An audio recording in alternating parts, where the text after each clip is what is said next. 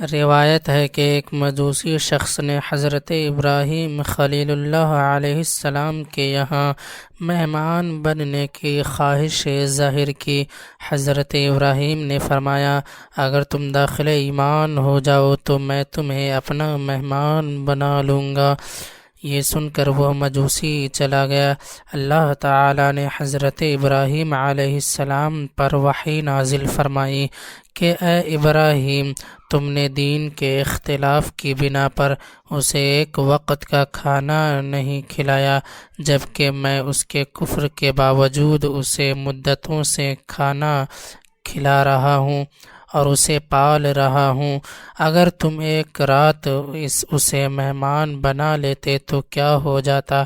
حضرت ابراہیم اس مجوسی کے پیچھے دوڑے، اسے واپس لے آئے اور بڑے پرتپاک انداز میں اس کی مہمان نوازی کی۔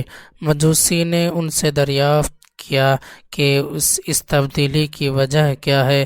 آپ اچانک اس قدر مہربان کیوں ہو گئے؟ حضرت ابراہیم علیہ السلام نے وحی کا ذکر فرمایا۔ مجوسی نے کہا، کیا خداوند قدوس میرے ساتھ یہ معاملہ فرماتا ہے؟ یہ کہہ کر اس نے حضرت ابراہیم علیہ السلام کے دستے حق پرست پر بیعت کی اور دائرہ اسلام میں داخل ہو گیا۔